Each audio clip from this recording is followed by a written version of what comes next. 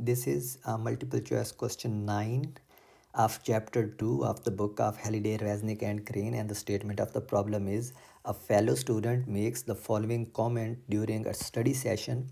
A freely falling object falls a greater distance during each second than the total distance fallen in all the previous seconds.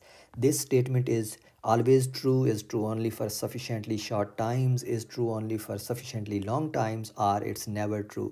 तो statement हमें ये बता रही है कि आपका एक दोस्त क्लास फेलो एक स्टडी सेशन के दौरान ये कमेंट देता है कि किसी भी फ्रीली फॉलिंग ऑब्जेक्ट के लिए कोई भी फ्रीली फॉलिंग ऑब्जेक्ट जो डिस्टेंस कवर करता है किसी एक सेकंड के दौरान, वो डिस्टेंस उससे पहले जितने भी सेकंड गुजरे होते हैं उन सब सेकंड्स में कवर करदा डिस्टेंस से ज़्यादा होता है।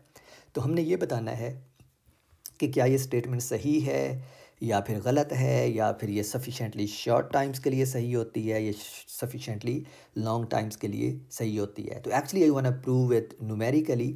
और अगर आपको याद हो तो मैंने जब ये टॉपिक थ्योरी में पढ़ाया था उसमें मैंने आपको एक फार्मूला प्रूव करवाया था, और वो फार्मूला ये था कि delta y n equals v i y plus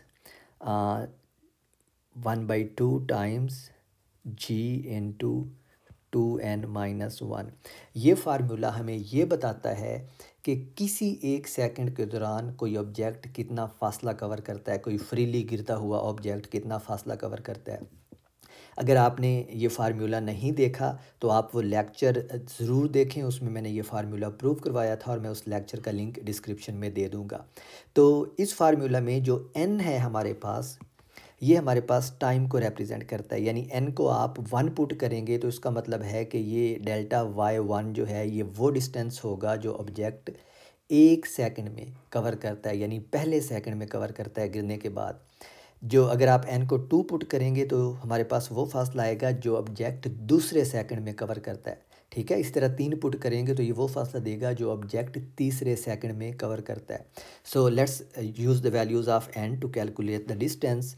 so for n equals 1 हमारे पास डेल्टा y1 जो आता है वो आता है v i y plus 1/2 g times 2 - 1 जो कि 1 ही होता है, और ये डिस्टेंस जो हमारे पास आता है ये आता है 4.9 metre plus v i y. मैं वी आई वाई को ऐसे रहने दूंगा क्योंकि मैंने आपको बताया था कि ये कांस्टेंट फैक्टर है जो टोटल डिस्टेंस में ऐड हो जाता है, ठीक है। तो ये हर जब हम जिस सेकंड के लिए भी निकालेंगे ये हर में ऐड हो रहा होगा, तो इसको हम इग्नोर कर सकते हैं क्योंकि इस जस्ट अ कांस्टेंट फैक्टर जो हर टर्म के अंदर आ रहा है। तो अगर हर टर्म के अंदर आ रहा है सेम वैल्यू के साथ तो इसका हमारे आंसर के ऊपर कोई फ़र्क नहीं पड़ना चाहिए। तो मैं क्या करने लगा हूँ, मैं इसको अब इग्नोर करने लगा हूँ।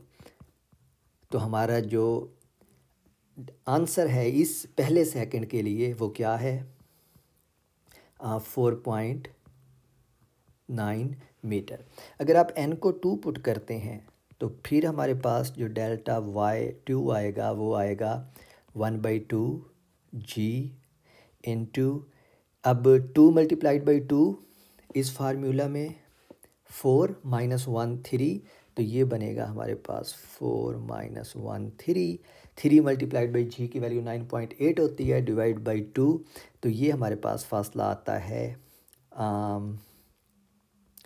let's do this, let's put g equals 10 to make our life easier. और अगर मैं g को 10 पुट करूँ तो ये वाला जो फर्स्ट का आंसर है ये हमारे पास आएगा 5 metre. So let's make this 5 metre.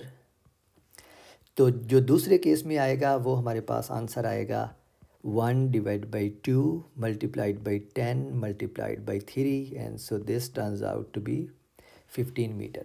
अगर मैं n को 3 पुट करता हूँ तो फिर जो डेल्टा y3 है वो हमारे पास आएगा 1/2 g की value 10, and then 3 × 2 6 - 1 5 multiplied by 5, and this would be 25. Let's keep doing it. For n equals 4, this would be delta y4 equals 1/2 times 10 times अब इस फार्मूला में n को 4 पुट करेंगे तो ये 8 माइनस 1 जो है ये 7 बनेगा। तो 7 multiplied by 5 it's 35। 7 multiplied by 5 it's 35. So let's do it for n equals 5, and this would be delta y5 equals 1 divided by 2 times 10 multiplied by 9. So this would be 45. Okay, so let's start counting now. तो हमें से question ने पूछा हुआ था कि किसी एक सेकंड के दौरान जो डिस्टेंस है वो प्रीवियस सारे सेकंड्स के दौरान कवर करदा डिस्टेंस से ज़्यादा होगा। मिसाल के तौर पे अगर हम ये देखते हैं कि उसने दूसरे सेकंड में कितना फ़ासला कवर किया है तो वो है 15 मीटर, सही है। और ये पहले सेकंड में कितना कवर किया था उसने 5 मीटर, तो 15 मीटर जो है वो 5 से ज़्यादा है। तो इसका मतलब है कि हमारे पास इस केस में क्या हो रहा है कि उसकी जो स्टेटमेंट है वो ट्रू आ रही है, यानी दूसरे सेकंड में जो फासला उसने कवर किया है वो पहले सेकंड से ज़्यादा है। अब अगर हम तीसरे सेकंड में देखें तो तीसरे सेकंड में वो कितना फासला कवर करता है 25, सही है। और इसको हमने कंपेयर करना है अब पहले 2 सेकंड से, तो उसने पहले 2 सेकंड में कितना फासला कवर किया था 20। तो इस केस में भी तीसरे सेकंड में कवर करदा फासला पहले दोनों सेकंड में कवर करदा फासले के सम से ज़्यादा है, तो अभी भी हमारे पास ऑप्शन ए सही है। अगर हम तीसरे n इक्वल्स 3 की वैल्यू देखें तो वो कितना आ रहा है 25। इनफैक्ट ये हम देख चुके हैं। अगर हम n इक्वल्स 4 देखें तो वो हमारे पास कितना आ रहा है 35। तो चौथे सेकंड में वो 35 मीटर फासला कवर करता है। Let me actually put the units. So चौथे सेकंड में वो फासला जो कवर करता है वो 35 मीटर है, लेकिन उससे पहले या पहले 3 सेकंड्स में वो कितना फासला कवर करता है 25 प्लस 15 40 प्लस 5 50। इसका मतलब है कि इस केस में जो उसने फासला चौथे सेकंड में कवर किया है वो पहले 3 सेकंड्स में कवर करदा फासले से कम है। तो जो पहले हमारा ये ऑप्शन सही आ रहा था, इस केस में अब हमारा जो ऑप्शन है वो क्या हो गया है, गलत हो गया है। और इसी तरह अगर आप 5वें सेकंड में चेक करें तो उसने कितना कवर किया है 45, और पहले 4 में उसने कितना कवर किया है अब 5 प्लस 15 20 प्लस 25 45 प्लस 35 80। तो अब भी हमारे पास ये पहली स्टेटमेंट ट्रू आ गई है। तो अगर हम देखें तो ये दूसरे सेकंड के लिए ट्रू था, तीसरे सेकंड के लिए ट्रू था, लेकिन चौथे सेकंड के लिए हमारे पास ये ट्रू नहीं आया। तो इसका मतलब है कि ये जो स्टेटमेंट है, ये उसने जो लड़के ने स्टेटमेंट दी है कि वो किसी एक सेकंड में जितना फासला कवर करेगा वो पहले जितने सेकंड्स गुजर चुके हैं उन सब में कवर करने फासले से ज़्यादा होगा, ये सिर्फ सही होता है for only sufficiently short times. और इस केस में हमने देखा है कि it was true for first second, second, third second, लेकिन चौथे सेकंड के ऊपर जाके ये स्टेटमेंट गलत हो गई है। तो इस केस में हमारे पास जो सही ऑप्शन है वो ऑप्शन बी है।